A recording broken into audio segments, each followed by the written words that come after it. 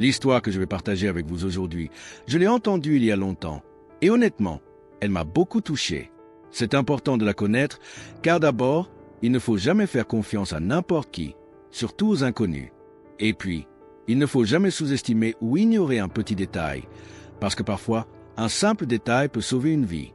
En écrivant ce texte, je me suis demandé, est-ce vraiment possible qu'un être humain soit aussi cruel? Ça semble impossible. Parce que dans chaque personne, il y a une part de cruauté et une part de bonté, et la plupart du temps, c'est la bonté qui gagne. Mais chez ces personnes-là, il n'y avait aucune bonté, seulement de la cruauté, transformée en vraie brutalité.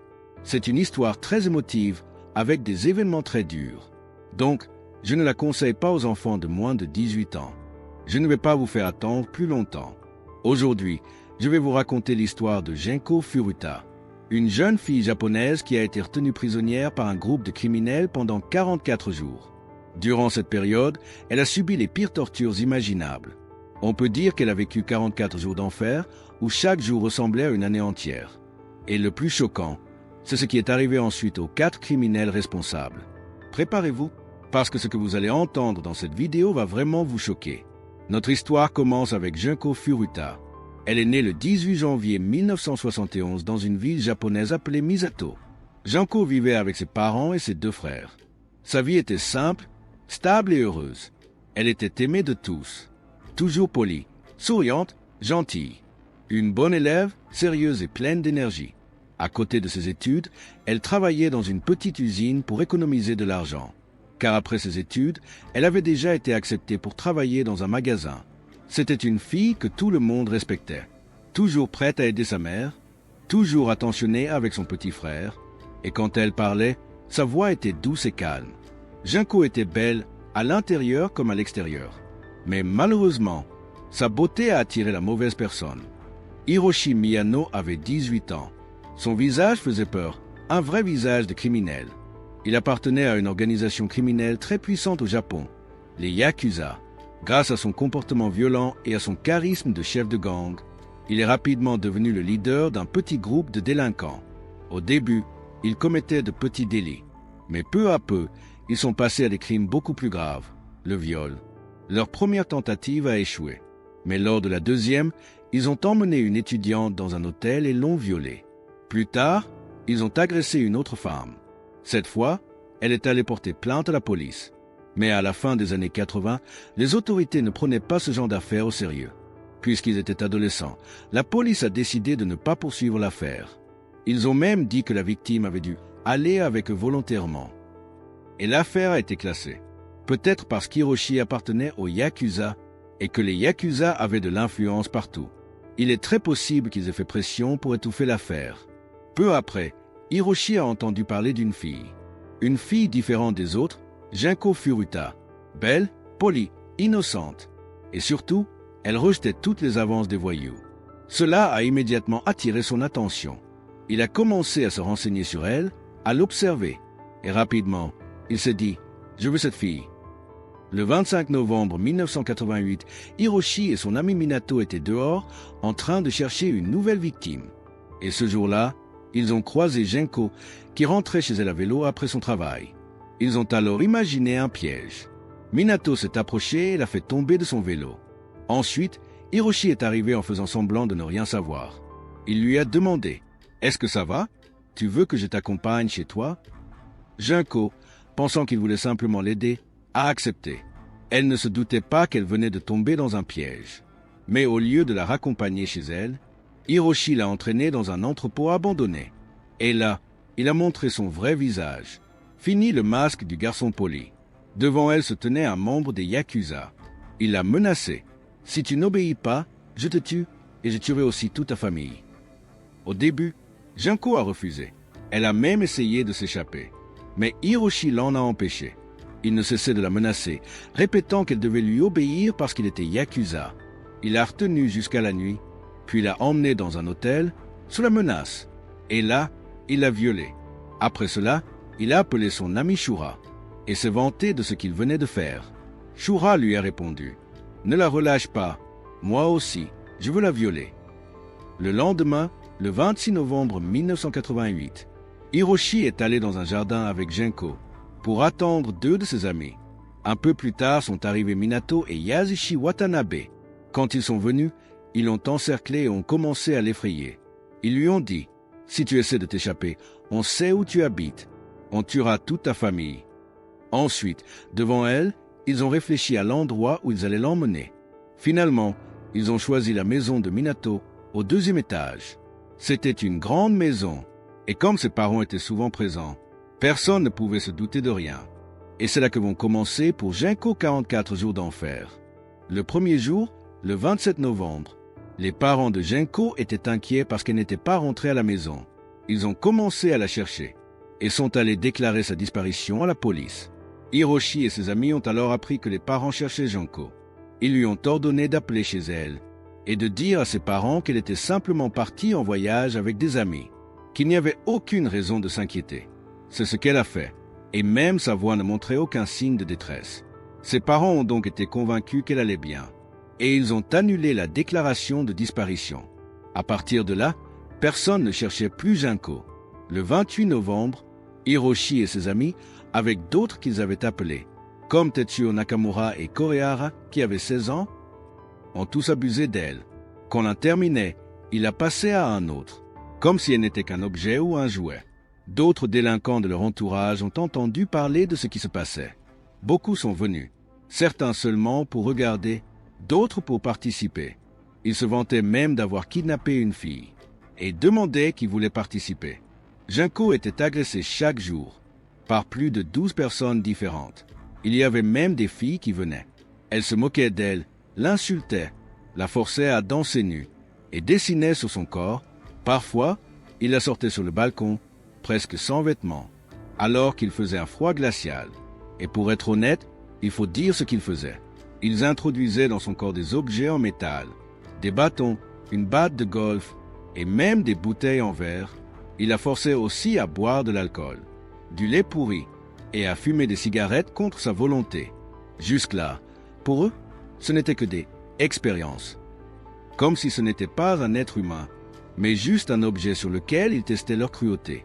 Un jour, l'un d'entre eux est venu à abuser d'elle, puis a regretté son acte. Il a raconté l'histoire à son frère. Et ce frère est allé prévenir la police, en leur expliquant ce qui se passait réellement. 2 policiers sont alors venus chez les Minato. Les parents ont ouvert la porte. Les policiers ont demandé « Est-ce qu'il y a une fille chez vous ?» Les parents ont répondu « Non, il n'y a aucune fille ici. » Les policiers sont quand même entrés et ont fouillé la maison, mais sans rien trouver. Ils ont fait confiance aux parents, et ils sont repartis. Je vous avais dit qu'un simple détail, même petit, peut sauver une vie. Et c'est exactement ce que la police n'a pas fait quand elle est venue. Le minimum qu'ils auraient dû faire, c'était d'entrer et de fouiller sérieusement l'endroit. Ils n'avaient rien à perdre, mais ils ont ignoré ce détail, et sont repartis simplement, laissant une pauvre fille souffrir entre les mains de monstres humains. Le 1er décembre, Junko a eu une chance de s'échapper de cet enfer. Elle a trouvé un téléphone. Elle a appelé la police. Mais avant qu'il ne décroche, l'un des criminels l'a vu et lui a arraché le combiné des mains. Avant même que le policier ne parte, le garçon a dit « Excusez-moi, je me suis trompé de numéro. » Et il a raccroché. La pauvre Junko savait qu'après ça, ils allaient se venger cruellement d'elle. Et c'est ce qu'ils ont fait. Ils l'ont attrapée et ont commencé à la frapper au visage. Hiroshi a mis le feu aux pieds de Junko pour qu'elle ne puisse plus jamais essayer de sortir de la maison sans eux. À cause de la douleur, Junko n'arrivait plus à contrôler son propre corps. Elle a uriné sur elle-même. Quand Hiroshi est passé et a vu ça, il a marché exprès dans son urine. Et furieux, il a continué à la battre. Puis il lui a versé de l'essence sur les cuisses et les bras. Et il y a mis le feu. Junko criait de toutes ses forces à cause de la douleur. Le feu brûlait ses jambes et ses bras. Et elle ne pouvait rien faire pour l'éteindre. Imaginez la souffrance qu'elle ressentait. Mais eux, qu'est-ce qu'ils faisaient? Ils riaient. À partir de là, Junko ne voulait plus être sauvée. Elle leur demandait de la tuer. Parce que parfois, la mort est une miséricorde. Mais même cette miséricorde, ils la lui ont refusée. Ils continuaient à se moquer d'elle. « Tu veux mourir, pauvre fille ?» Et chaque jour, il augmentait le niveau de torture. Sa vie était devenue une survie forcée. Il ne lui donnait à manger qu'une seule fois par jour, et en très petite quantité. Puis, plus tard, seulement un verre de lait par jour. Son corps s'affaiblissait de jour en jour. La faim seule était déjà une torture. Un jour, ils l'ont attachée au sol et ont sauté sur elle, directement sur son corps. Ils l'ont fait encore et encore, jusqu'à ce qu'elle perde connaissance. En janvier, le corps de Junko ne pouvait plus la porter. Les coups, la faim, les brûlures. Elle restait attachée au sol et respirait avec une énorme difficulté. La belle fille que tout le monde aimait était attachée au sol, vivant un véritable enfer sur terre. Les pires formes de torture. Si ses parents l'avaient vue, ils ne l'auraient même pas reconnue tellement son corps était défiguré. Son visage était complètement détruit, enflé, couvert de blessures. Ses plaies commençaient à pourrir et à dégager une odeur horrible. Le 4 janvier 1989, Hiroshi jouait au mahjong avec ses amis, un jeu très populaire au Japon, et il avait parié 100 000 yens. Il détestait perdre. Et ce jour-là, il a perdu. Vous imaginez bien sûr qu'il allait décharger sa colère. Junko, il a allumé une bougie et a laissé couler la cire brûlante sur ses paupières. Puis, ils l'ont privé d'eau et lui ont dit « Si tu as soif, bois ton urine ». Ils l'ont transformé en un véritable sac de boxe. Ils ont enroulé du plastique autour d'elle pour que son sang ne coule pas, et ils l'ont frappé comme un boxeur qui s'entraîne. Ils frappaient son ventre, ils lui ont coupé un sein, et riaient encore. Dans cet état terrible, Hiroshi a mis le feu sur Junko. Son corps ne pouvait plus résister. Ils l'ont battue pendant 2 heures. Ils pensaient qu'elle faisait semblant de s'évanouir. Mais Junko est morte le matin à 10 heures. Le lendemain, Koji a appelé ses amis et leur a dit que Junko était morte. Dans sa voix, on sentait la peur d'être arrêté par la police. Pour se débarrasser du corps, ils l'ont mis dans un baril, l'ont recouvert de ciment, et seule une partie de ses cheveux dépassait encore. Puis ils ont jeté le baril dans un endroit éloigné. Les jours ont passé. Hiroshi et Sho ont été arrêtés pour l'enlèvement et le viol d'une autre fille. La police les a placés séparément. Hiroshi a alors fait une énorme erreur. Les policiers lui ont dit « On connaît les crimes récents que vous avez commis. Ton ami a tout avoué. » Hiroshi a cru que son complice avait parlé de Junko. Alors il a commencé à tout raconter. Comment il avait torturé, violé et tué. Les policiers, choqués, n'y croyaient pas. Ils lui ont demandé « Montre-nous où est le corps ».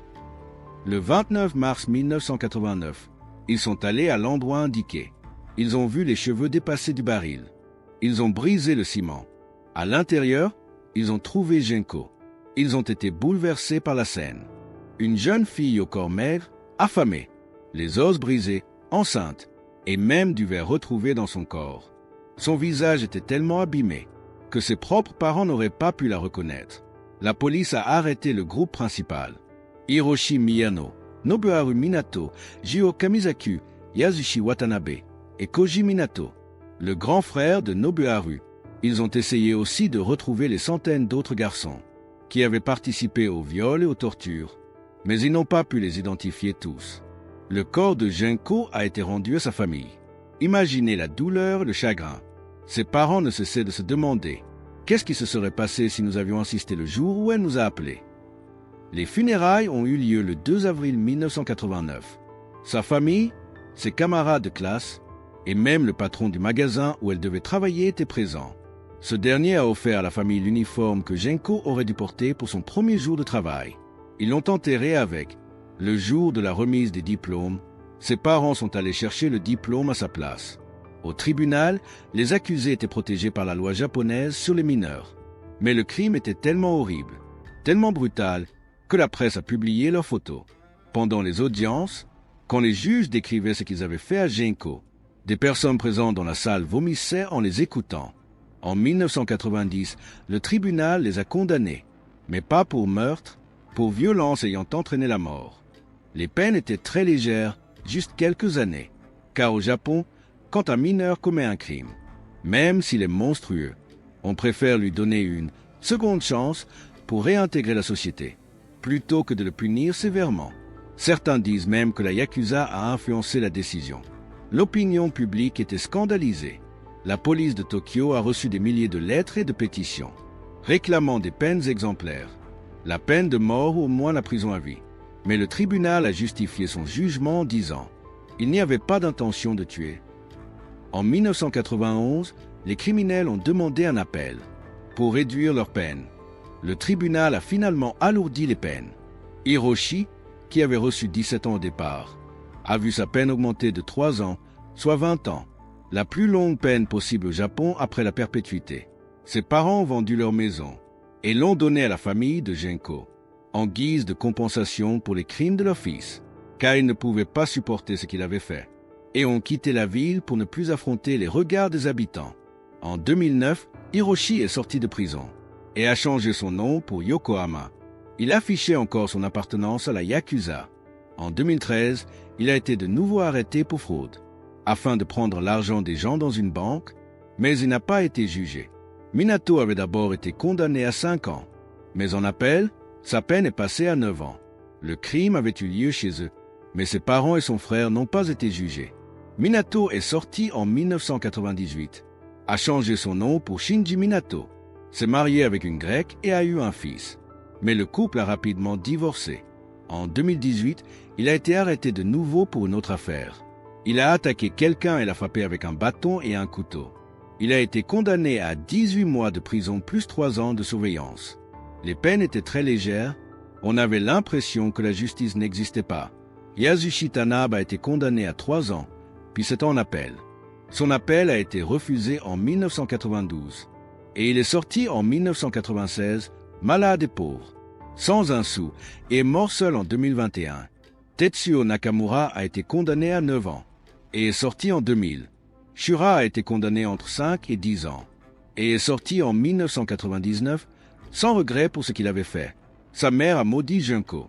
Elle allait souvent sur sa tombe, et disait que c'était la faute de Genko si tout cela était arrivé à son fils.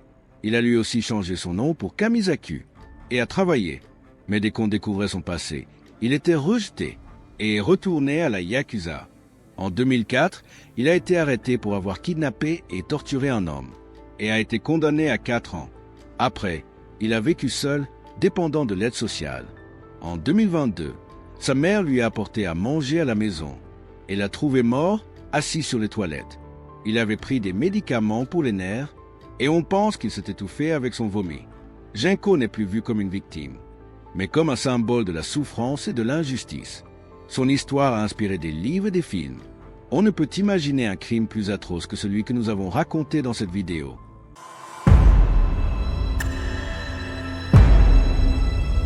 Bonjour à tous et bienvenue sur notre chaîne. Aujourd'hui, nous allons plonger au cœur d'un mystère qui a défié le temps, une histoire de disparition glaçante, d'une quête de vérité longue de 3 décennies et d'une justice enfin rendue d'une manière totalement inattendue. Imaginez une petite ville paisible, un après-midi d'été banal et une adolescente qui s'apprête à faire une course rapide. Un acte anodin qui va basculer dans l'horreur, laissant une famille brisée et une communauté sous le choc sans aucune réponse pendant des années. Préparez-vous à un récit où chaque indice compte, où l'espoir vacille et où la persévérance finit par percer les ténèbres. C'est l'histoire de Christy Wesselman. Le 21 juillet 1985, la vie à Glen Ellyn, Illinois, semblait douce et prévisible. C'était une ville réputée pour sa sécurité, un endroit où les enfants pouvaient gambader librement dans les rues et où les journées d'été se passaient souvent à l'extérieur. Christy Wesselman, née le 19 avril 1970, incarnait parfaitement cette insouciance. À 15 ans, elle était une jeune fille populaire, entourée d'amis, impliquée dans la vie scolaire, vice-présidente de sa classe et athlète accomplie en volleyball et softball. L'été 1985 la trouvait occupée par des cours d'été et des moments de détente avec ses proches. Ce jour-là, Christy rentre de l'école vers 15h30. Une envie soudaine de soda et de chocolat la pousse à se rendre au magasin local, situé à quelques minutes seulement de chez elle. Sa mère s'attend à la voir revenir rapidement. Mais les minutes s'allongent, puis les heures. L'inquiétude commence à poindre. À cette époque, pas de téléphone portable pour un rapide coup de fil. L'attente est la seule option. La mère de Christy pense d'abord qu'elle a pu croiser des amis et prolonger la sortie. Mais à mesure que la soirée tombe, l'angoisse grandit, implacable. Elle appelle les amis de Christy, un par un. Personne ne l'avoue. Le cœur serré, elle se dirige elle-même vers le magasin, scrutant les rues, espérant apercevoir sa silhouette familière. En vain. La famille passe les heures suivantes à la chercher désespérément. À 1h50 du matin, le silence pesant est rompu. La mère de Christy, le dernier espoir évanoui, contacte la police. Les officiers se lancent immédiatement dans la tâche ardue de reconstituer les dernières heures de Christy. Leur première étape les mène au magasin. Le caissier, qui connaissait bien la jeune fille et l'avait même gardée enfant, confirme qu'elle est bienvenue vers 16h, a acheté des barres de chocolat, puis est parti. Rien d'inhabituel dans son comportement, elle semblait de bonne humeur et n'a pas précisé sa destination. D'autres témoins l'ont également vue au magasin, mais aucun ne peut dire où elle s'est rendue ensuite. Les amis sont interrogés à nouveau, écartant la possibilité d'une simple sortie prolongée. L'enquête se concentre alors sur la recherche. Mais la nuit est tombée, rendant chaque pas plus difficile, chaque ombre plus menaçante. Malgré une détermination sans faille, aucune trace de Christy n'est trouvée. Pas le moindre indice, pas la plus petite piste. Le lendemain matin, la relève est assurée par une nouvelle équipe d'officiers. L'un d'eux suggère de refaire le chemin que Christy aurait probablement emprunté, une option plus rapide, un raccourci bien connu des enfants du quartier. Il s'agit d'un grand terrain vague, parsemé d'herbes hautes, qui sépare la zone résidentielle du magasin et d'un McDonald's voisin. Un sentier étroit et usé par le passage fréquent se dessine à travers la végétation. C'est en suivant cette piste que la macabre découverte est faite. Alors qu'il progresse, l'œil du détective est attiré par quelque chose d'étrange dans l'herbe. En écartant la végétation luxuriante, il découvre un corps humain. L'horreur le saisit alors qu'il reconnaît le visage de Christy. Il appelle immédiatement des renforts et le corps est confié aux experts médico-légaux pour analyse. La scène de crime est méticuleusement examinée par des spécialistes. Leurs efforts sont vains. Aucune empreinte de pas, aucun objet personnel, rien qui puisse donner un début d'explication sur ce qui s'est passé. Les résultats de l'autopsie sont déchirants. Christy est décédée des suites de 8 coups de couteau. Des preuves d'agression sexuelle sont également relevées et du matériel biologique de l'agresseur est recueilli. Cependant, nous sommes en 1985. Les tests ADN, tels que nous les connaissons aujourd'hui, en sont à leur balbutiement et ne sont pas couramment utilisés dans les enquêtes criminelles. L'échantillon est donc conservé précieusement dans l'attente d'une technologie future. Un autre détail intrigant est apporté par la mère de Christy. Sa fille portait une bague en perles ce jour-là. Or, cette bague est introuvable, ni sur son corps, ni sur la scène du crime. Les enquêteurs concluent que le tueur a pu la prendre et des consignes sont données pour surveiller les prêteurs sur gage au cas où l'assassin tenterait de la vendre. Sans preuve physique solide, la police se tourne vers les témoins potentiels. Plusieurs personnes ont emprunté le même sentier vers leur estimé du meurtre, mais aucune n'a rien vu de suspect. C'est étrange, car le corps de Christy n'était qu'à quelques mètres du sentier, bien que dissimulé par les hautes herbes, le rendant presque invisible. Mieux encore, à quelques dizaines de mètres seulement de l'endroit où le corps a été découvert, une famille organisait un barbecue dans son jardin. Malgré la proximité, personne n'a entendu ou vu quoi que ce soit d'anormal. Un employé d'une station-service à environ 60 mètres du champ a également travaillé toute sa journée sans rien remarquer. Pour la police, la situation est déconcertante, tant de personnes à proximité, et pourtant un silence absolu. Les enquêteurs élaborent des théories.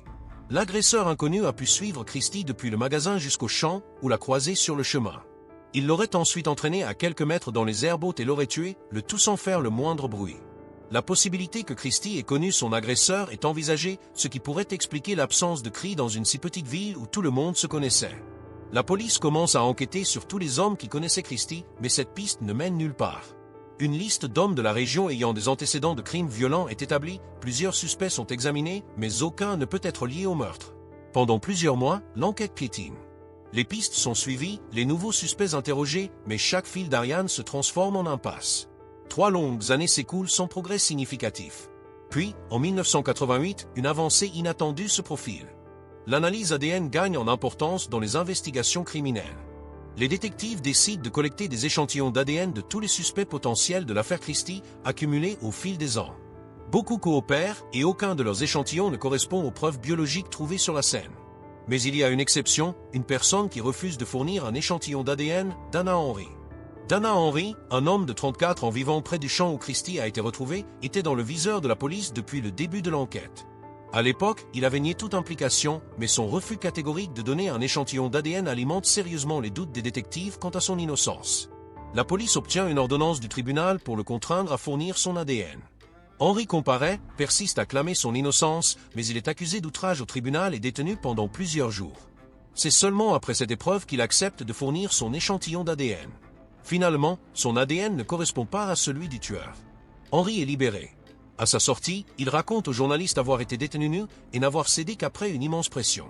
Il a dépensé environ 50 000 $ en frais juridiques, une somme considérable à l'époque, a dû hypothéquer sa maison, qu'il a finalement perdue, et a vu de nombreux amis et membres de sa famille lui tourner le dos. Frustré et en colère, Henry intente un procès au département de police, sans succès apparent. Même après que les preuves ADN aient blanchi son nom, certaines personnes le croient encore coupable. Des années plus tard, Henry confiera aux journalistes que cette épreuve avait ruiné sa vie, même s'il n'a jamais été formellement accusé. Pendant une autre année, l'affaire Christie reste dans l'impasse. Jusqu'en 1989, où un rebondissement inattendu la ramène sous les feux des projecteurs. Un juge émet une ordonnance de restriction contre un homme du quartier, un certain Willis, qui bombardait la famille de la victime de conseils sur l'identité du meurtrier qu'il croyait détenir. Willis avait contacté les proches de Christie dès la fin de 1985, prétendant détenir des informations capitales. Chaque piste était investiguée par la police, mais toutes se révélaient fantaisistes ou totalement sans rapport avec l'affaire. Cela dure près de 4 ans, jusqu'à ce que la famille de Christie, à bout, dépose une plainte. L'ordonnance du juge lui interdit tout contact futur.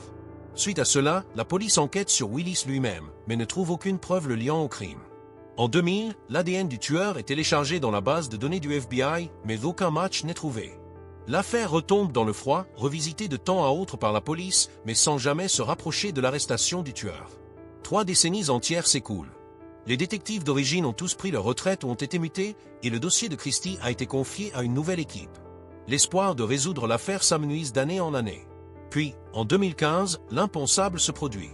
Un jour, une notification inattendue arrive de la base de données du FBI. L'échantillon d'ADN du tueur de Christie correspond parfaitement à un profil récemment téléchargé. L'ADN appartient à un homme de 62 ans nommé Michael Jones, résidant dans une petite ville appelée Champaign, à environ 150 miles du domicile de Christie. Comment l'ADN de Jones s'est-il retrouvé dans la base de données? Il y a été ajouté après son arrestation pour violence domestique, sa femme l'ayant signalé à la police. Ce détail est crucial. Selon une loi de l'Illinois adoptée en 2002, toute personne soupçonnée d'un crime doit fournir un échantillon d'ADN. Et, ironie du sort, le principal défenseur de cette loi était le procureur de l'État du même comté où le meurtre de Christie avait eu lieu. Ce cas non résolu avait été un facteur majeur dans son engagement pour faire passer cette législation. Dès que la correspondance ADN est confirmée, les enquêteurs se jettent sur le dossier de Michael Jones. La première chose qui saute aux yeux, c'est que son nom n'avait jamais été mentionné auparavant dans l'affaire. Il n'était ni suspect, ni témoin, ni même lié de près ou de loin à l'enquête. Les détectives ignoraient tout simplement son existence. En approfondissant, ils découvrent que Michael Jones a un long passé criminel. Son premier démêlé avec la justice remonte au milieu des années 70 lorsqu'il a agressé une femme, mais il semble avoir échappé à de véritables conséquences. 1 an plus tard, Jones attaque une femme de 27 ans, l'agresse et la laisse sur le parking d'un hôpital. Lorsque la police émet un mandat d'arrêt, Michael se rend. Lors de son procès, il exprime de profonds regrets, affirme respecter la loi et insiste sur le fait qu'il souffre de graves problèmes de santé mentale nécessitant une aide professionnelle. Cependant, un psychiatre indépendant détermine qu'il était parfaitement conscient de ses actes. En conséquence, Jones est condamné à une peine de 10 à 20 ans de prison. Et là, une autre révélation choquante, il est libéré de façon anticipée pour bonne conduite, ne purgeant que 6 ans de sa peine. Il est de retour dans les rues dès 1983, 2 ans avant le meurtre de Christie. Sa victime n'a jamais été informée de sa libération anticipée et elle a déclaré plus tard que si elle l'avait su, elle aurait tout fait pour contester cette décision.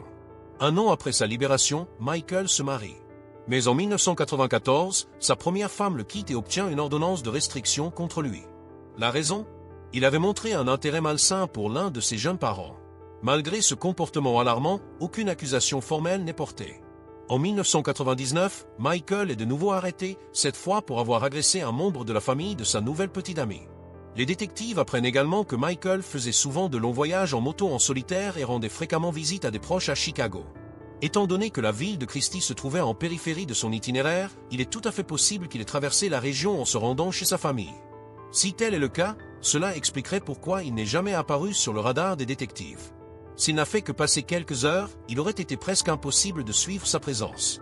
La mère de Christie n'avait jamais entendu son nom auparavant. Lorsque la police l'a contacté pour la première fois à propos de Michael, elle n'y a pas prêté attention, habituée aux innombrables questions posées au fil des 30 dernières années. Mais tout change lorsque la police obtient un nouvel échantillon d'ADN de Michael alors qu'il est en prison et confirme une fois pour toutes qu'il est bien le tueur. Ils rendent visite en personne à la mère de Christie pour lui annoncer la nouvelle tant attendue. Après toutes ces années, l'homme responsable du meurtre de sa fille a enfin été identifié. Avant d'inculper officiellement Michael pour le meurtre de Christie, les détectives interrogent son ex-petite amie. Elle le décrit comme quelqu'un au tempérament volatile, capable de passer du calme à une rage soudaine sans raison apparente. Elle mentionne également qu'il était obsédé par les livres policiers et les émissions criminelles à la télévision. Cette information amène les enquêteurs à soupçonner que Michael pourrait ne pas être seulement responsable du meurtre de Christie, mais potentiellement d'autres crimes non résolus. Ses fréquents voyages en solitaire, ses tendances criminelles et sa fascination pour les récits criminels laissent entendre qu'il savait comment brouiller les pistes et éviter de laisser des preuves. Après avoir solidifié leur dossier, la police inculpe officiellement Michael Jones le 18 septembre 2015. Il nie toute implication dans le meurtre de Christy. L'affaire traîne en longueur pendant 3 longues années avant que le procès ne commence enfin en 2018. Les procureurs réclament une peine de prison à vie, mais Michael décide finalement de plaider coupable en échange d'une peine plus légère. Dans le cadre de cet accord, il n'est pas tenu de révéler les détails du crime. Mais les preuves ADN sont irréfutables. Le juge le condamne à 80 ans de prison, avec une possibilité de libération conditionnelle pas avant 2095. En d'autres termes, Michael ne marchera probablement jamais plus en homme libre. La famille de Christy remercie les enquêteurs d'avoir enfin clôturé cette affaire. La mère de Christy exprime également sa frustration face à la libération anticipée de Michael en 1983. Elle souligne que s'il avait purgé sa peine complète de 10 ans, il n'aurait pas eu la chance d'attaquer sa fille et Christy serait encore en vie aujourd'hui. Dana Henry, l'homme initialement soupçonné, assiste également au procès du véritable tueur. Dans une interview ultérieure, il confie que les accusations ont ruiné sa vie et que, même des décennies plus tard, il ne s'en est pas totalement remis. Il espérait que de voir la justice rendue l'aiderait à guérir, mais ce ne fut pas le cas. Henry révèle également que, pendant toutes ces années, personne du département de police ne s'est jamais excusé auprès de lui et encore moins n'a eu à faire face aux conséquences des dommages causés à sa vie. Cette histoire est un rappel poignant de la ténacité humaine et de l'évolution de la science. 30 années de douleur, d'incertitude et d'espoir suspendus, jusqu'à ce qu'une avancée technologique et une loi bien pensée permettent enfin de lever le voile sur une vérité insupportable. Le cas de Christy Wesselman restera gravé dans les mémoires, non seulement comme un crime tragique, mais aussi comme un témoignage de la persévérance des familles et des forces de l'ordre face à l'adversité. C'est également un rappel des conséquences parfois dévastatrices des erreurs judiciaires et des lacunes du système. Si vous avez aimé cette plongée dans les méandres de cette affaire captivante, cliquez sur j'aime, abonnez-vous pour ne pas manquer nos prochaines histoires et dites-moi en commentaire ce que vous en pensez.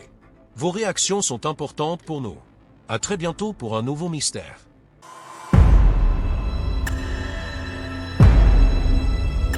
Bonsoir à toutes et à tous. Imaginez un instant, un été doux à Londres, une adolescence pleine de promesses, et puis, en un clin d'œil, tout bascule dans le silence.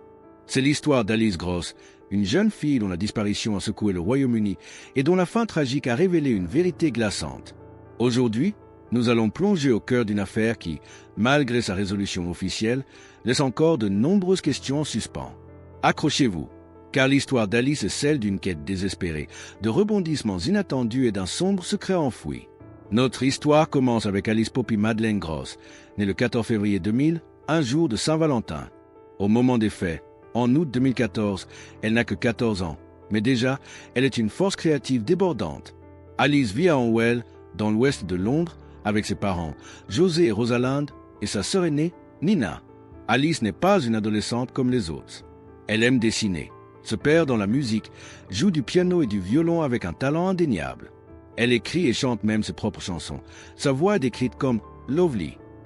La mode est une autre de ses grandes passions. Elle conçoit ses propres vêtements. Et on raconte même qu'à seulement 11 ans, elle avait déjà dessiné la robe qu'elle porterait pour son bal de promo 5 ans plus tard.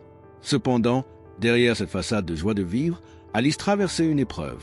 Vers l'âge de 13 ou 14 ans, elle a commencé à souffrir d'anorexie. Cela l'avait rendue très maigre, faible et fragile. Mais étonnamment, elle ne laissait pas cette maladie la miner. Elle restait une personne heureuse et enjouée en compagnie de ses amis et de sa famille, savourant la vie. Ce 28 août 2014, c'est l'été, Alice est en vacances scolaires. Vers 16 heures, elle décide de faire une promenade. Elle prend la direction du Grand Union Canal, un endroit qu'elle connaissait bien. Mais ce jour-là, sa promenade ne se terminera jamais. Alice Gross n'a plus jamais été revue après avoir marché le long de ce canal. À la maison, les parents d'Alice commencent à s'inquiéter après 1 heure et demie. Où est-elle? Ils essaient de l'appeler, mais son téléphone ne répond pas. Pire encore, il va directement sur la messagerie vocale. Cela signifie une chose, soit la batterie est vide, soit le téléphone est éteint. Les parents, espérant que ce n'est qu'un problème de batterie, attendent un peu plus longtemps. Mais Alice ne rentre pas. Le doute s'installe, puis la panique. Après quelques heures sans nouvelles, la famille commence à appeler tout le monde, amis, autres membres de la famille. Personne n'a vu Alice depuis qu'elle a quitté la maison ce jour-là. Aucun message, aucun signe de vie. Il est clair que quelque chose ne va pas. La famille prend la décision déchirante de se rendre à la police pour signaler la disparition d'Alice. La police et les proches se lancent alors dans des recherches intenses autour de la zone où Alice aurait pu se promener. Ils fouillent les rues, les parcs, les recoins du canal. Mais rien, pas le moindre indice d'Alice Gross. Le lendemain, l'affaire prend une autre dimension. La disparition d'Alice est relayée par les médias, devenant une véritable campagne publique. L'espoir est que quelqu'un ait vu quelque chose. Rapidement, quelques témoins se manifestent, déclarant l'avoir vue marcher le long du canal vers 17h le jour de sa disparition. Mais au-delà de ces témoignages, l'enquête piétine et aucune autre piste concrète n'apparaît. La mobilisation est énorme. Des amis, des membres de la famille, des bénévoles et des policiers, tous arpentent les rues, cherchant désespérément la jeune fille. 5 jours après la disparition d'Alice, le 2 septembre, un indice capital est découvert. Son sac à dos est retrouvé abandonné sur le côté du canal. L'information est aussitôt diffusée dans l'espoir que cela puisse raviver la mémoire d'éventuels témoins. Et en effet, 2 personnes se manifestent, déclarant avoir vu le sac à cet endroit précis, l'une le lendemain de la disparition d'Alice, le 29 août, et l'autre le soir même de sa disparition, le 28 août. Le sac était donc là depuis le premier jour. À l'intérieur du sac, tout ce qu'Alice prenait habituellement y est. Mais une chose surprend énormément les enquêteurs, ses chaussures. Pourquoi Alice aurait-elle enlevé ses chaussures pour les rongeurs dans son sac à dos au bord d'un canal? Cela semble étrange, insensé. Par contre, une chose manque à l'appel, le téléphone d'Alice. C'est un détail fondamental qui ouvre la porte à plusieurs hypothèses pour la police. La première, c'est qu'Alice aurait fugué de son propre gré, abandonnant son sac mais gardant son téléphone. Cependant, cette théorie est rapidement écartée. Alice n'avait ni argent, ni vêtements de rechange, et surtout, personne n'était au courant d'une éventuelle fugue. De plus, le fait de retrouver ses chaussures dans le sac rendait cette hypothèse très peu crédible. La deuxième hypothèse, c'est que quelqu'un aurait pu trouver le sac, le fouiller et voler le téléphone. Mais la théorie la plus inquiétante pour la police est celle d'un enlèvement. Si quelqu'un s'était emparé du téléphone d'Alice et l'avait éteint, il deviendrait impossible de la localiser, de la retrouver. Et, pire encore, son corps, un ravisseur aurait sûrement pensé à ces précautions. La police se retrouve sans moyen de tracer Alice, mais la traque pour des preuves et les appels à l'aide du public se poursuit sans relâche. La disparition d'Alice touche profondément la communauté de son quartier. Des milliers de volontaires se mobilisent pour aider aux recherches. Des affiches avec sa photo et sa description sont placardées partout dans Londres et partagées sur les réseaux sociaux. Pour montrer leur soutien et sensibiliser le public, les habitants accrochent des rubans jaunes partout, aux arbres, aux voitures, aux balustrades et même sur leurs vêtements comme des badges. La recherche d'Alice Gross devient rapidement une opération d'une ampleur inédite, mobilisant plus de 600 policiers de 8 forces différentes du sud de l'Angleterre. C'est la plus grande opération policière au Royaume-Uni depuis les attentats de Londres de 2005. La majeure partie des recherches se concentre naturellement autour du canal, là où Alice a été vue pour la dernière fois et où son sac à dos a été découvert. Les jours se transforment en semaines et l'espoir s'amenuise peu à peu. 5 longues semaines après la disparition d'Alice, le 30 septembre 2014, la terrible nouvelle tombe. Des plongeurs de la police font une découverte macabre. Au fond de la rivière Brent, dans le nord-ouest de Londres, non loin du canal, ils repêchent un corps. C'est un corps féminin, nu, ligoté en position fétale, enveloppé dans des sacs poubelles et lesté par une roue de vélo à laquelle des briques ont été attachées. Pour compliquer davantage la découverte, de gros troncs d'arbres avaient été roulés du bord du canal dans l'eau, au-dessus du corps, le poussant plus profondément dans le lit de la rivière. Quelqu'un avait manifestement tout fait pour que ce corps ne soit jamais retrouvé. L'identification est rapide grâce au dossier dentaire. C'est bien Alice Gross, âgée de 14 ans. Son corps est emmené pour une autopsie qui révélera la cause de sa mort. L'autopsie détermine que la cause du décès est une compression constante de la poitrine et une asphyxie. Cela signifie que son corps a été physiquement écrasé par un poids, l'empêchant de respirer. Les médecins ne trouvent aucune preuve physique d'agression sexuelle sur son corps. Cependant, le fait qu'Alice ait été retrouvée nue et ligotée suggère fortement un motif sexuel au meurtre. Les enquêteurs ne peuvent pas savoir si le meurtrier est passé à l'acte sexuel, s'il a changé d'avis ou si les choses se sont déroulées différemment. Il n'y a pas non plus de blessures évidentes sur Alice, ce qui laisse penser qu'elle n'a pas eu l'occasion de se défendre contre celui ou ce qui l'a écrasé. La découverte du corps d'Alice choque le pays tout entier et change la nature de l'enquête. Ce n'est plus une disparition, c'est un meurtre. Dans les 24 heures suivant la macabre découverte du corps d'Alice, 2 hommes sont arrêtés, soupçonnés de son meurtre. Cependant, après quelques heures d'interrogatoire, ils sont tous 2 relâchés sans inculpation. La police n'a jamais expliqué ce qui les avait mis sur leur piste. L'enquête se tourne alors vers d'autres pistes. La police examine minutieusement les images des caméras de vidéosurveillance autour de la zone où le corps d'Alice a été retrouvé dans le canal. C'est là qu'ils repèrent un homme qu'ils identifient rapidement comme un suspect potentiel.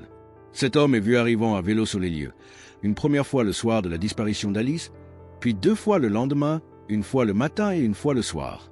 La première nuit, il reste sur place pendant 66 minutes, sans raison apparente, car la zone est isolée et n'offre aucune activité. Le lendemain matin, il y retourne pendant 85 minutes, puis revient le soir pour 2 heures. Pendant ce temps, un autre élément intrigue les enquêteurs. Une semaine après la disparition d'Alice, soit 3 semaines avant la découverte de son corps, un homme de la région avait également disparu. Au départ, la police craignait qu'il n'ait kidnappé Alice et qu'ils ne soient enfuis ensemble. Mais avec la découverte du corps d'Alice, les recherches pour cet autre homme s'intensifient. Cet homme disparu est Arnis Alkan, un ouvrier du bâtiment laiton de 41 ans. Et c'est là que les pièces du puzzle commencent à s'assembler de manière troublante. Des images de vidéosurveillance montrent Alice et Arnis Alkan sur la même caméra à quelques minutes d'intervalle le jour même de la disparition d'Alice. Alice est vue marchant le long du canal vers 16 heures. 5 minutes plus tard, Arnis Alkan passe au même endroit, à vélo. Les enquêteurs estiment qu'étant à pied et lui à vélo, ils se seraient croisés ou auraient marché côte à côte vers 16h10. Alice n'est plus jamais vue après cette séquence. Quant à Arnis Alkan, il est filmé 18 minutes plus tard dans un magasin achetant 2 canettes de bière. Sa compagne confirmera que l'homme sur cette vidéo est bien Arnis.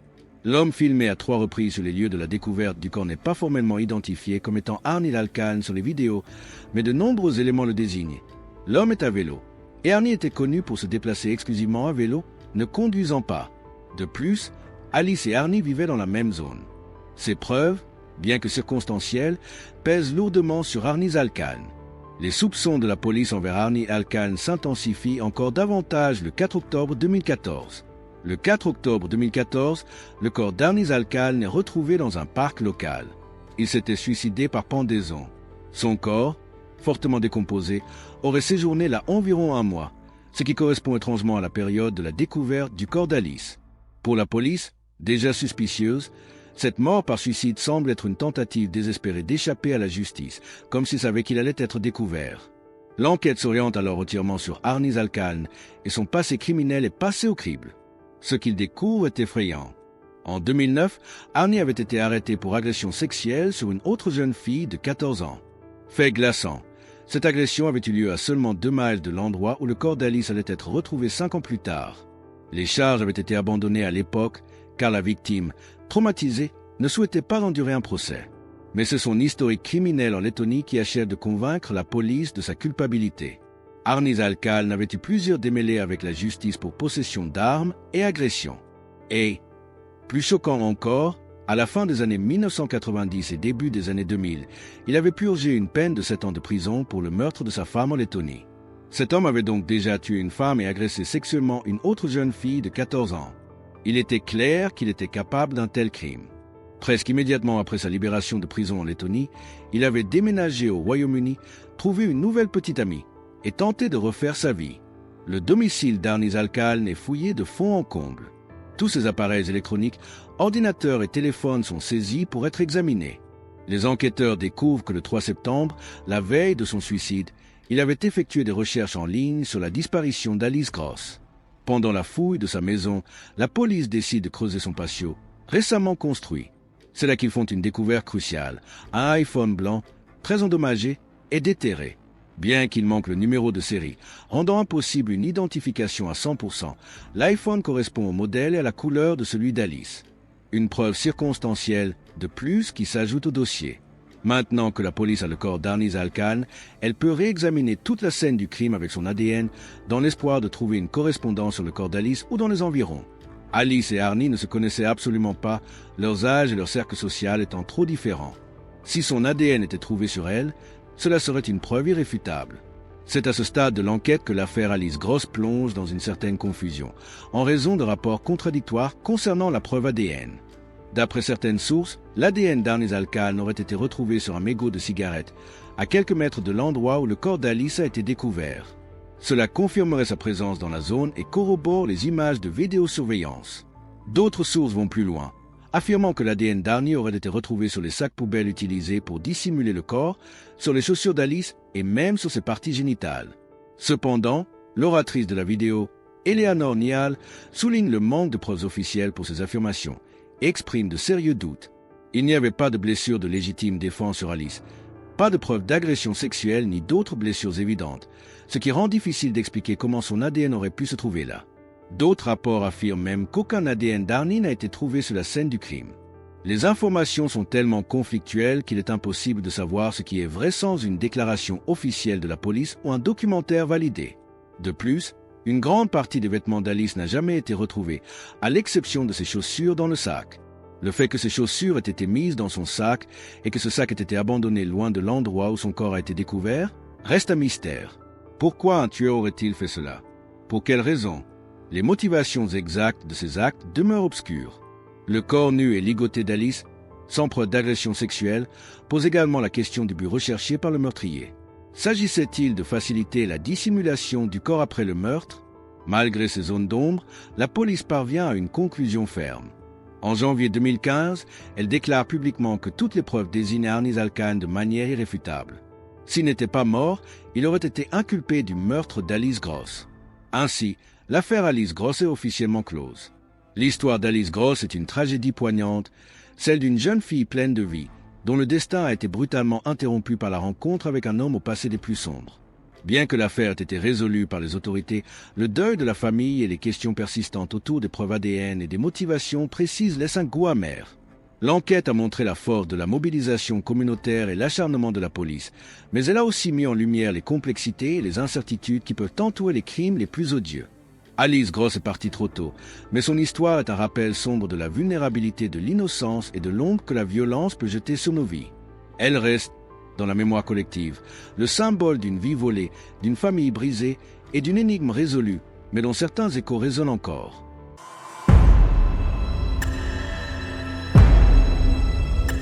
Chers auditeurs, bienvenue dans une nouvelle histoire qui va vous glacer le sang. Préparez-vous à plonger au cœur d'un mystère qui a défié le temps, une énigme qui a hanté une petite communauté américaine pendant plus de 15 ans. C'est le récit d'une disparition, d'une enquête entachée d'erreurs et d'une vérité enfouie si profondément qu'elle semblait à jamais perdue. Une vérité si choquante qu'elle a brisé des cœurs et détruit des vies. Restez avec nous, car l'histoire de Jessica Disson est bien plus qu'une simple affaire criminelle.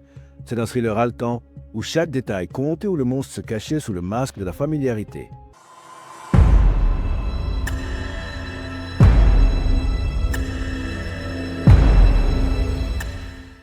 Notre histoire commence dans la paisible ville de Shepherdsville, Kentucky, en 1999. C'est là que vivait Jessica Disson, une jeune femme de 17 ans pleine d'entrain. Née le 2 mai 1982, Jessica était la fille aînée, habituée à aider ses parents à prendre soin de ses deux jeunes frères. Indépendante et studieuse, elle cumulait un petit boulot dans un restaurant local pour économiser en vue de sa première voiture, une Pontiac rouge qu'elle avait tant rêvé. Ses notes étaient excellentes, et elle se voyait déjà comptable après l'université. Elle venait de commencer sa dernière année de lycée.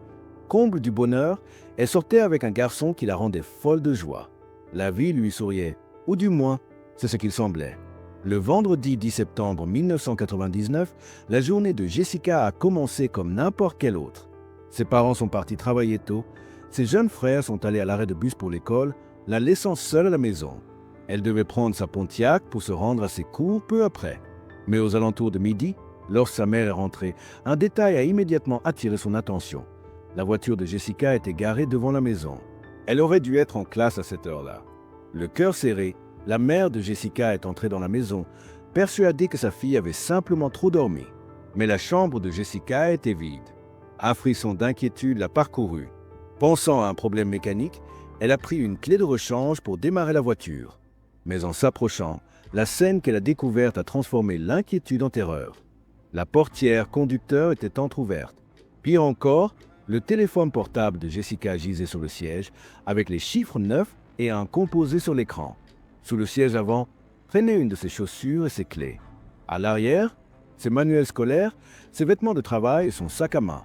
Il était évident que quelqu'un avait tenté d'appeler le 911 sans pouvoir terminer l'appel.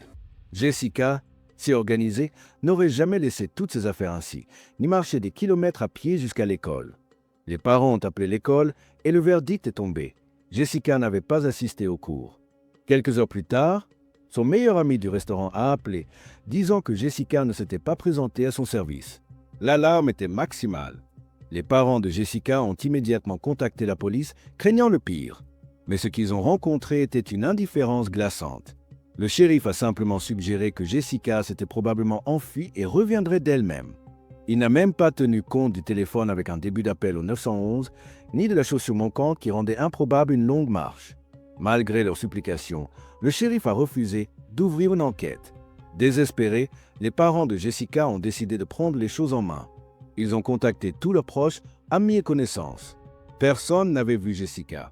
Ensemble, ils ont fouillé la ville, sans succès. Le lendemain matin, ils sont retournés voir le shérif. Face à leur persévérance, il a dépêché 2 officiers pour inspecter la voiture de Jessica. Mais la négligence a frappé de nouveau. Les officiers ont examiné le véhicule sanguin, touchant tout à main nue, compromettant d'éventuelles preuves. Ils n'ont même pas vérifié la chambre de Jessica, pourtant une procédure standard. Déçus par les forces de l'ordre, les parents de Jessica ont sollicité l'aide des médias locaux et ont distribué des flyers. La recherche a été menée par le père de Jessica et son frère, Stanley, qui connaissait bien la région. Craignant le pire, ils ont concentré leurs efforts près d'une rivière locale, une zone réputée pour être fréquentée par des trafiquants de drogue et des criminels en raison de son isolement. Mais après des heures de recherche dans ce terrain difficile, aucune trace de Jessica. Le matin suivant, un événement étrange est venu ajouter à l'angoisse. Le jeune frère de Jessica, jouant dans le jardin, a couru à l'intérieur, affirmant avoir entendu un cri à l'aide qui ressemblait à la voix de sa sœur. Le père de Jessica a saisi son fusil et s'est précipité dehors. Stanley, son frère, est arrivé au même moment et les a rejoints dans la recherche.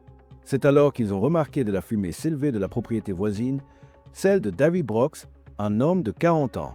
En s'approchant, ils l'ont vu brûler quelque chose qui ressemblait à des vêtements. Très méfiant, le père de Jessica a demandé à Brooks l'autorisation de fouiller sa ferme, mais Brooks a refusé catégoriquement. Ce n'était pas la seule chose bizarre concernant Brooks. Avant la disparition de Jessica, les familles entretenaient des relations normales. Mais peu après, Brooks a commencé à se comporter étrangement, conduisant régulièrement lentement devant leur maison, les fixant avec un sourire sinistre. Les parents de Jessica ont également reçu des appels téléphoniques mystérieux où un homme inconnu restait silencieux, ne faisant que respirer lourdement. Ils ont suspecté Brooks sans comprendre la raison d'un tel comportement. Après avoir vu Brooks brûler des vêtements, les parents de Jessica ont de nouveau contacté la police. Ils ont partagé leurs observations, demandant aux officiers de se rendre chez Brooks avec des chiens pisteurs. Les chiens ont été menés à la fosse de feu sur la propriété de Brooks, mais aucune preuve substantielle n'y a été trouvée. Cependant, les chiens ont également découvert des gants noirs dans un des hangars, signalant une odeur associée à la décomposition. Malgré le comportement de plus en plus suspect de Brooks, la police a de nouveau échoué à le relier à la disparition de Jessica.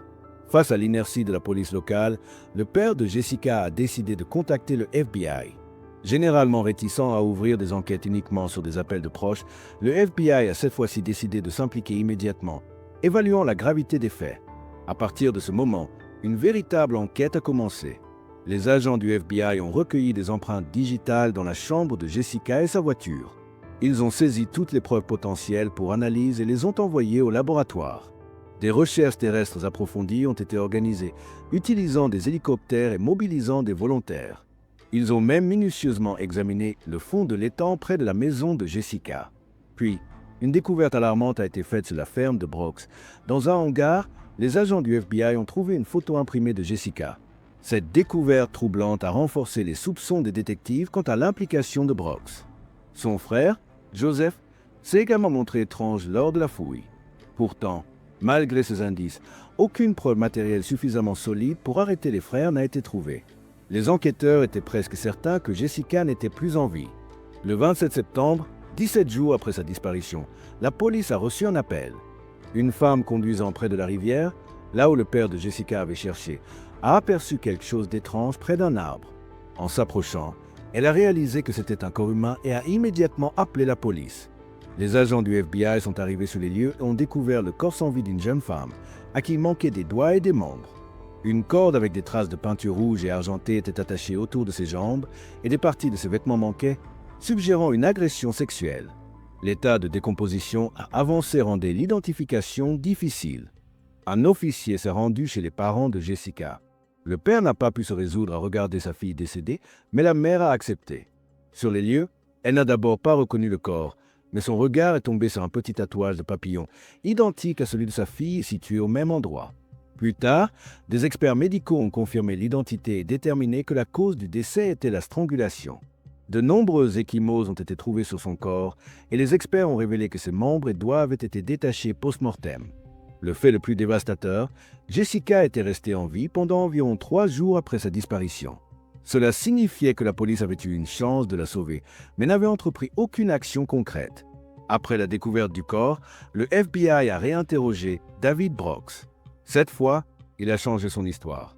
Lors de leur première conversation, il avait affirmé avoir vu Jessica près de sa maison le matin de sa disparition. Maintenant, il prétendait n'avoir rien vu du tout ce jour-là, étant resté au lit avec sa femme. Son épouse a contredit son témoignage. Le FBI a continué à le presser, lui demandant ce qu'il ferait s'il trouvait ses empreintes digitales sur le corps de la victime. Bien qu'aucune preuve de ce type n'ait été trouvée, la réponse de Brooks fut extrêmement suspecte. Il a dit qu'il devrait tout avouer dans ce cas. Plus tard, il a échoué à un test polygraphique et le FBI a décidé de l'arrêter. Le procès a commencé en janvier 2003. L'avocat de Brooks a insisté sur l'absence totale de preuves directes, plaidant l'innocence de son client. Un autre détail troublant a été révélé pendant le procès. Les membres manquants de la victime avaient été placés dans des conteneurs spéciaux par les enquêteurs et remis à la police locale. Ignorant les étiquettes indiquant de les conserver au réfrigérateur, la police les a laissés à température ambiante, provoquant une décomposition extensive. Ainsi, toute preuve potentielle, y compris les traces d'ADN du tueur, a été irrémédiablement perdue à cause de cette erreur. En fin de compte, les jurés n'ont pu parvenir à une décision unanime et David Brooks a été libéré. Pour les parents de Jessica, ce fut un coup dévastateur. Ils ne doutaient presque pas que Brooks était derrière le meurtre de leur fille. Ils avaient le sentiment que si la police avait pris son travail plus au sérieux, Jessica aurait pu être sauvée. Leur espoir d'obtenir justice s'est éteint. L'affaire Jessica Disson est restée non résolue pendant des années et a finalement été presque entièrement abandonnée. Mais en 2012, une nouvelle détective, Lynette, a rejoint le département de police local.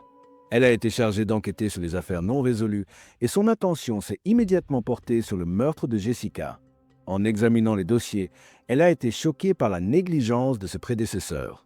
La plupart des documents étaient remplis d'erreurs, manquant de références aux conversations avec les parties impliquées, et les preuves n'étaient pas correctement documentées. En d'autres termes, l'affaire avait été si mal gérée qu'elle a dû, pour l'essentiel, reprendre l'enquête à zéro 13 ans après le meurtre. Sa première étape a été de parler avec la famille de Jessica. L'un de ses frères, maintenant adulte, vivant séparément de ses parents, lui a remis une boîte contenant les affaires de Jessica de sa voiture. Il les avait conservées depuis que la police les avait rendues à la famille. Une fois de plus, Hunt a été stupéfaite de la façon dont ses collègues avaient manipulé les preuves, ne les stockant pas correctement selon le protocole. Après tant d'années, il était peu probable que ces objets l'aident, mais elle a diligentement continué à examiner tout ce qu'elle pouvait trouver. Bientôt, elle a découvert un détail intéressant parmi les documents, le rapport d'examen médical de Brooks. Il indiquait que son QI n'était que de 61, ce qui est très bas. Cela a soulevé des inquiétudes quant à toutes les actions de la police, y compris les interrogatoires de Brooks. Étant donné son QI significativement bas, il pourrait ne pas avoir pleinement compris la plupart des questions et avoir donné des réponses moins qu'adéquates. Tout cela a conduit Hunt à considérer que l'homme pourrait n'avoir aucun lien avec l'affaire, son comportement étrange pouvant facilement s'expliquer par son QI extrêmement faible. Hunt a alors commencé à se demander qui d'autre aurait pu commettre ce meurtre. Elle a mené des recherches approfondies sur toutes les personnes impliquées dans l'affaire ou vivant à proximité. Cela a duré jusqu'en septembre 2014, près de 15 ans après la mort de Jessica. Un collègue d'un autre département a appelé Hunt pour partager une information intrigante. Un détenu d'une prison d'État du Kentucky affirmait connaître la véritable identité du meurtrier de Jessica Disson. Hunt a abordé cette piste avec un léger scepticisme, car souvent, les informations des détenus se révèlent être des fabrications pour obtenir une libération anticipée. Néanmoins, elle savait qu'elle ne pouvait pas ignorer cette piste sans vérification. Elle s'est rendue à la prison et a rencontré l'homme. Selon lui, il avait partagé une cellule pendant un certain temps avec un individu condamné pour abus sur enfant, la même accusation que lui. Sur ce terrain d'entente, les deux étaient devenus amis et avaient échangé des détails sur leur crime. Un jour, le compagnon de celui lui a confié, entre autres choses, qu'il avait assassiné Jessica Disson. Après cela, l'informateur a laissé tomber une bombe, donnant à la détective le nom de cet homme, la laissant sous le choc. C'était Stanley Disson, l'oncle de Jessica, le frère de son père. Selon l'informateur, Stanley lui avait raconté avoir abusé sexuellement de Jessica pendant plusieurs années alors qu'il vivait chez eux. Il avait menacé de la tuer ou de tuer quelqu'un de proche si elle en parlait un jour. Au printemps 1999, lorsque Jessica a eu un petit ami, Stanley a commencé à craindre que tôt ou tard, elle ne lui confesse les abus de son propre oncle. Le matin du 10 septembre, Stanley est arrivé chez elle alors que Jessica était seule. Elle était dehors, montant dans sa voiture après y avoir chargé toutes ses affaires. Stanley l'a approchée et lui a exigé qu'elle rompe avec son petit ami, mais Jessica a refusé et a menacé de le dénoncer s'il ne la laissait pas tranquille. Il a commencé à la menacer et elle a tendu la main vers son téléphone, tentant de composer le 911. Stanley a essayé de l'attraper, mais Jessica s'est libérée et a couru dans la maison. L'homme l'a suivie jusqu'à sa chambre, l'a frappée et l'a ligotée dans ses draps avant de l'emmener dans un hangar abandonné, non loin de l'endroit où son corps serait retrouvé plus tard. Stanley l'a gardée en vie là-bas pendant plusieurs jours, la soumettant à des abus et des tortures. Puis il l'a tuée, a déplacé le corps vers un endroit visible près de la route et a enterré les draps dans le sol sous le hangar. Il a également mentionné qu'après le meurtre, il avait retiré certains des membres de la victime, espérant tromper la police en leur faisant croire à l'implication de trafiquants de drogue. La détective Hunt a réalisé que cette information n'avait jamais été divulguée. Seuls les plus proches parents de Jessica connaissaient les membres manquants, donc l'informateur n'aurait pas pu fabriquer ce détail. Enfin, il a également ajouté que Stanley avait enterré la chaussure de Jessica sous un arbre cassé près du hangar. Hunt a décidé de vérifier toutes ces informations sur les preuves enterrées. Étant donné le manque de personnel au sein du département de police local, personne ne pouvait l'aider. Elle a donc contacté le frère de Jessica et quelques autres proches qui ont accepté de participer à la recherche. Elle ne leur a pas dit que Stanley pourrait être le meurtrier, décidant de trouver d'abord des preuves pour étayer ses accusations choquantes. Le premier jour de la recherche, sous une pluie battante, ils n'ont trouvé aucun indice. Ils ont creusé dans les zones correspondant à la description de l'informateur, sans résultat. Le lendemain, le frère de Jessica et Hunt sont retournés sur le site. En chemin, il a désigné une grange abandonnée le long de la route. Ils s'y sont rendus et ont commencé à creuser le sol à l'intérieur. Presque immédiatement, une avancée tant attendue a eu lieu. Ils ont découvert un drap de lit enterré. Hunt a recueilli la preuve et s'est dépêché de rentrer chez Jessica. Pendant toutes ces années, ses parents n'avaient apporté aucune modification à sa chambre. Elle était restée exactement telle qu'elle le jour où leur fille avait disparu. Grâce à cela, Hunt a pu confirmer que le drap de lit trouvé faisait partie de la literie de Jessica. Il manquait du lit et l'autre linge partageait le même motif. Immédiatement après cette découverte, Stanley a été arrêté et interrogé. Il a refusé d'avouer le crime, bien qu'il ait paru visiblement secoué pendant la conversation avec les détectives. Finalement, il a été inculpé de meurtre et l'affaire a été portée devant les tribunaux. Le père de Jessica n'arrivait pas à croire que son propre frère avait commis un acte aussi odieux contre sa fille. Il a traversé une phase de déni complet, mais a finalement accepté cette insupportable réalité. Plus tard, il s'est souvenu que, dans les premiers jours de la disparition de Jessica, c'était Stanley qui avait suggéré de chercher le corps près de la rivière. Cependant, pendant la recherche, il s'était soudainement senti mal et son frère l'avait ramené à la maison. Il s'est avéré que cela s'était produit à quelques centaines de mètres seulement de la grange où se trouvait Jessica, suggérant que Stanley les avait délibérément détournés de la retrouver alors qu'elle était encore en vie. Pendant la préparation du procès, la détective Hunt a enquêté sur le passé du suspect, cherchant des preuves supplémentaires. Elle savait déjà qu'il avait purgé une peine pour avoir agressé une autre jeune fille de leur famille. Mais Hunt a vite découvert un fait encore plus troublant. Plusieurs autres femmes étroitement liées à Stanley ont déclaré à la police qu'il avait abusé sexuellement d'elle à un jeune âge. Le schéma était cohérent. Il disait à ses proches qu'il n'avait temporairement nulle part où vivre et leur demandait de le laisser séjourner chez eux pendant un certain temps. Une fois seul avec les jeunes filles, Stanley commettait ses actes odieux, utilisant des menaces pour les réduire au silence. En entendant toutes ces histoires, la police a conclu que Stanley agissait ainsi depuis 3 décennies. Malgré tout cela, la détective Hunt a réalisé qu'obtenir une condamnation pour le meurtre serait difficile, car il n'y avait presque aucune preuve directe contre Stanley, comme des empreintes digitales ou de l'ADN. Elle a continué à creuser l'affaire jusqu'à ce qu'elle tombe sur une boîte de vieux dossiers qu'elle n'avait pas encore examinée. En parcourant son contenu, Hunt a été une fois de plus choqué par l'incompétence de ses prédécesseurs qui avaient initialement traité l'affaire. Dans la boîte, il y avait une lettre datée du 26 juin 2002. Un autre informateur avait écrit à la police la même histoire que Hunt avait entendue seulement 12 ans plus tard de la bouche du détenu de la prison du Kentucky. À l'été 2002, Stanley purgeait déjà une peine pour avoir agressé une parente mineure. Pendant ce temps, il avait raconté à son compagnon de cellule avoir assassiné Jessica. Ce compagnon de cellule, qui était un informateur de police, avait écrit une lettre au département traitant l'affaire, divulguant tous les détails macabres de ce que Stanley avait fait à sa nièce. Et qu'a fait la police? Selon vous, ils ont simplement ignoré la lettre, probablement convaincus de l'implication de Brooks à cette époque. Ils n'ont donc pas pris la peine d'examiner d'autres suspects. Encore une fois, Hunt a été déçu par le manque de professionnalisme de ses collègues. Si seulement ils avaient accordé plus d'attention à leur travail, cette affaire aurait pu être résolue dès 2002. Le procès a commencé en 2015 et Stanley a clamé son innocence. Présents dans la salle d'audience, les parents de Jessica pouvaient à peine regarder leurs proches qui avaient détruit leur vie. Ils étaient également furieux qu'ils ne puissent pas simplement avouer pour leur apporter une sorte de conclusion. L'accusation a estimé que les chances d'obtenir un verdict de culpabilité pour meurtre étaient relativement faibles, principalement parce qu'il n'y avait presque aucune preuve substantielle contre lui. Il y avait également un problème avec les accusations d'agression impliquant d'autres jeunes filles de la famille. Tout aurait dû témoigner devant le tribunal, décrivant les actions de Stanley contre elles en grand détail. L'accusation a donc décidé de proposer à Stanley un accord de plaidoyer. Ils ont accepté de retirer la peine de mort en échange de la confession de Stanley, à la fois pour les agressions sur les proches et le meurtre de Jessica. Finalement, il a accepté et a plaidé coupable. Dans le cadre de l'accord, il n'était pas tenu de divulguer de détails spécifiques sur les crimes. Les parents de Jessica, qui désiraient connaître toute la vérité, n'en étaient pas satisfaits, mais Stanley est resté silencieux selon les termes de l'accord de plaidoyer. Le meurtrier a reçu une peine de 20 ans de prison, avec possibilité de libération conditionnelle après 15 ans. Étant donné qu'il avait 56 ans au moment de la condamnation, Stanley pourrait être libéré à 71 ans.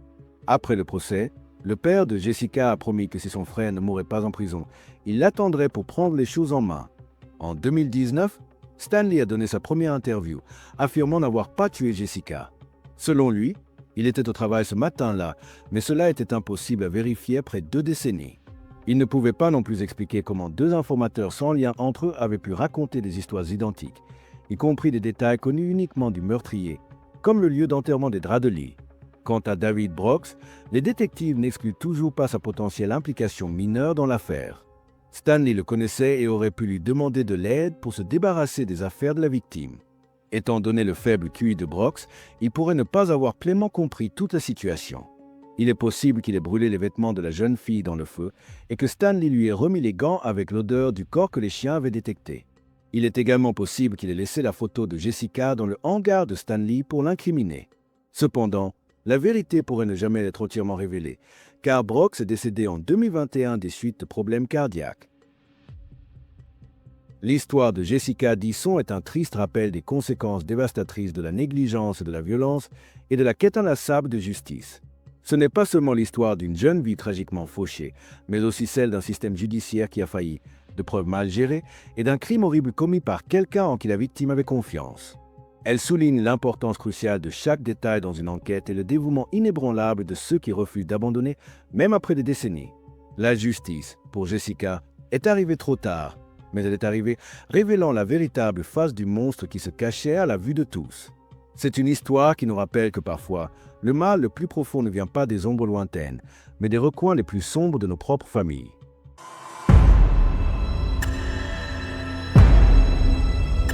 Nous sommes à Marseille en 2012. L'histoire que nous allons raconter n'est pas celle d'un meurtre, mais celle d'une terreur en série qui a mis la police face à un dilemme scientifique sans précédent. Pour comprendre cette affaire, il faut revenir à un jour précis, bien avant les agressions qui ont défrayé la chronique. Le 27 septembre 2012, une femme, profitant d'une belle journée pour sortir avec ses enfants, veut sortir sa voiture de son garage. Comme souvent, quelqu'un s'est garé juste devant sa porte. Mais cette fois, ce n'est pas une simple voiture, c'est un grand camion de livraison. La femme attend jusqu'à 25 minutes. Le chauffeur finit par arriver, pressé, et s'excuse. Mais lorsqu'elle lui exprime son mécontentement d'avoir perdu son temps, l'homme s'emporte violemment. Il n'est pas du tout courtois. Il l'insulte, va jusqu'à vouloir la frapper et l'altercation dégénère en une bousculade. La femme, choquée, se rend immédiatement au commissariat. Elle dépose une plainte formelle contre le chauffeur-livreur, notant au passage le numéro d'immatriculation du camion. Des témoins reconnaissent l'identité de l'homme. La plainte est enregistrée. Comme bien souvent, elle est mise de côté, à prendre la poussière, sans que personne ne s'y intéresse pendant 6 mois. Pendant ce temps, un prédateur silencieux commence ses attaques. 3 mois avant la dispute du camion, en septembre 2012, le mode opératoire était déjà établi. Le 10 septembre 2012, Élise, une femme de 73 ans, rentre tard. Sa voiture tombe en panne dans un endroit isolé.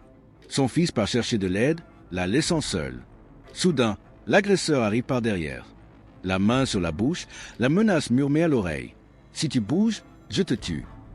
Il l'entraîne, l'agresse sexuellement, puis lui vole son sac avant de disparaître. Lors des examens, les enquêteurs parviennent à récupérer de l'ADN masculin sous les ongles d'Élise. L'horreur se poursuit le 15 novembre 2012. Julie, 30 ans, rentre chez elle à 5 heures du matin après une soirée. Dans le hall de son immeuble, elle est poussée vers la cave par un homme qui utilise la même phrase glaciale. « Si tu bouges, je te tue ». Il l'agresse et lui vole son téléphone. Malheureusement, le choc est tel que Julie, rentrée chez elle, a le réflexe de prendre une douche. Un geste humain, mais une erreur fatale pour l'enquête. L'eau a emporté toute trace d'ADN qui aurait pu accuser l'agresseur. Le 4 décembre 2012, c'est au tour de Noémie, 32 ans. Vers 18 h, elle descend de son bus et prend un raccourci par un parc, comme elle le fait tous les jours. C'est là qu'il frappe, la même prise, la même main sur la bouche, la même phrase menaçante dans son oreille. Elle est agressée. Après l'acte, l'homme prend son sac et s'enfuit. Noémie, retrouvée en état de choc, est emmenée au poste de police. Les enquêteurs doivent la convaincre de ne pas se doucher immédiatement, car ils ont besoin de l'ADN. Le lendemain, l'ADN est prélevé.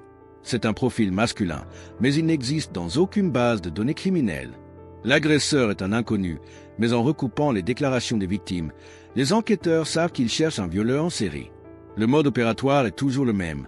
La menace, le vol après l'acte, et Élise et Noémie confirment que l'agresseur exigeait le même type d'acte sexuel précis. Les enquêteurs ont une description vague de Noémie, un homme à la peau sombre portant un hoodie gris. Ils décident de se concentrer sur l'endroit juste avant l'agression, le bus. Ils analysent les caméras de surveillance du bus. L'image révèle une scène étrange. Noémie s'apprête à descendre. Un jeune homme est assis non loin d'elle. La majorité des passagers descendent. Le jeune homme reste assis. Mais à la toute dernière seconde, juste avant que les portes ne se referment, il bondit de son siège et sort à son tour. Pour les policiers, ce comportement est très suspect. L'image est distribuée dans tous les commissariats de Marseille. 3 jours plus tard, la chance tourne. Un enquêteur se souvient avoir croisé ce jeune homme. L'identité est établie. Elvin Gomis, 23 ans. Son casier est presque vierge, uniquement des petites infractions routières. Les enquêteurs sont soulagés, croyant avoir trouvé leur homme. Mais en consultant les réseaux sociaux d'Elvin, l'affaire bascule dans l'inédit. Elvin Gomis a un frère jumeau, une photocopie de lui-même, Johan Gomis. Les 2 frères sont monozygotes, ça veut dire des vrais jumeaux. Ils partagent la même apparence et le même casier judiciaire anodin. La police ne peut déterminer lequel des 2 était dans le bus ou si l'un d'eux était le violeur en série. Tandis que la police enquête sur les jumeaux, l'agresseur ne ralentit pas. Il devient plus audacieux. Le 14 janvier 2013, Claire est attaquée. Elle rentre de son cours de kung-fu. L'homme utilise la même menace. Claire tente d'utiliser ses techniques d'autodéfense, mais l'agresseur est trop fort. Il la frappe 2 fois à la tête, la laissant inconsciente. Il s'enfuit sans la violer ni la voler. 3 jours plus tard, une autre victime. Puis 7 jours plus tard, une autre. En l'espace de 5 mois, le nombre de victimes atteint 7, dont 5 avec des preuves ADN solides. Il est urgent d'agir. Mais comment obtenir l'ADN des jumeaux sans preuve formelle? C'est là que la vieille plainte déposée 6 mois plus tôt refait surface. La plainte de septembre 2012 contre le chauffeur-livreur. En février 2013, les enquêteurs contactent la plaignante. Elle confirme l'altercation contre un des frères Gomis, en l'occurrence Elvin. La police utilise cette plainte comme prétexte légal pour arrêter Elvin Gomis et lui prélever son ADN. Les résultats sont immédiats. L'ADN d'Elvin Gomis correspond à 100% aux 5 échantillons retrouvés sur les victimes. Mais le soulagement est de courte durée. Un expert rappelle aux enquêteurs que les frères sont monozygotes, possédant une signature génétique identique. La mère des jumeaux confirme qu'ils proviennent du même ovule. L'ADN de Johan est prélevé à son tour. Il correspond lui aussi à 100%. En 2013, la science ne permettait pas de distinguer l'ADN de deux vrais jumeaux, sauf par des analyses extrêmement longues et coûteuses qui étaient impossibles à lancer. Le 7 février 2013, les deux frères, Elvin et Johan, sont arrêtés et conduits au commissariat. L'objectif premier des enquêteurs est de briser le lien fort qui unit les jumeaux. Ils sont interrogés séparément. Les deux frères nient tout en bloc, affirmant être innocents, avoir une petite amie et un travail stable. La mère engage 2 avocates. L'avocate d'Elvin va se battre pour son client, qui clame sa liberté et son innocence. L'avocate d'Elvin Gomis entreprend un travail minutieux sur les dossiers des victimes pour trouver des incohérences. Elle découvre des éléments très importants dans l'affaire.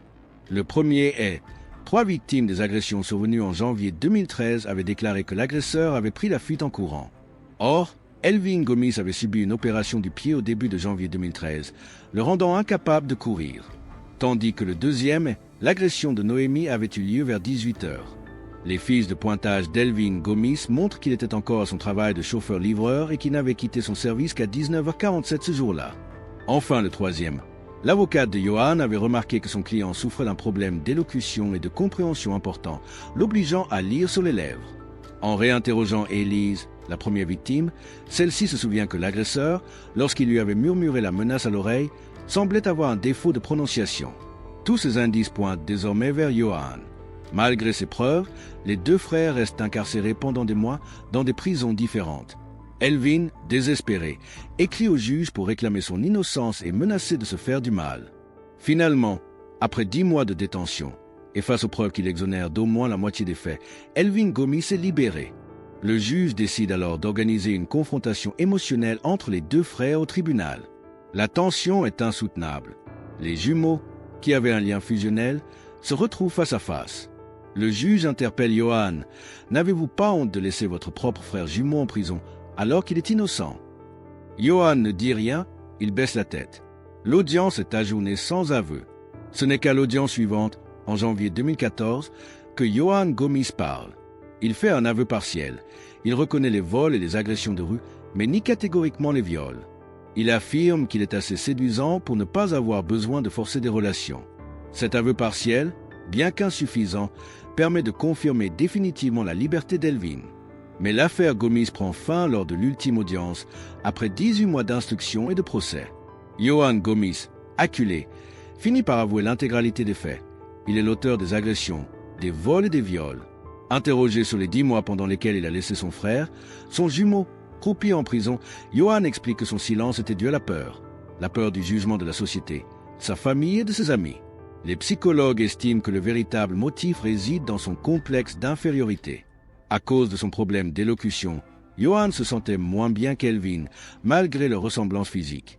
Ce sentiment de manque l'aurait poussé à commettre ces agressions pour humilier ses victimes, en leur demandant des actes dégradants pour les rabaisser à ses yeux. Elvin, quant à lui, est interrogé sur la rancune qu'il pourrait éprouver envers son frère. Il répond simplement: « Entre ma liberté et mon frère, j'ai choisi mon frère. » Johan Gomis est condamné à 12 ans de prison. L'affaire des jumeaux de Marseille restera un cas d'école. Elle a exposé de manière brutale la limite de la science forensique en 2012. L'ADN peut identifier une signature biologique, mais il ne peut désigner, à lui seul, l'individu qui l'a déposé. Seul le travail d'enquête à l'ancienne, la réactivation d'une vieille plainte pour une histoire de camion, la comparaison des alibis, l'observation des défauts de prononciation, a permis de distinguer l'innocent du coupable.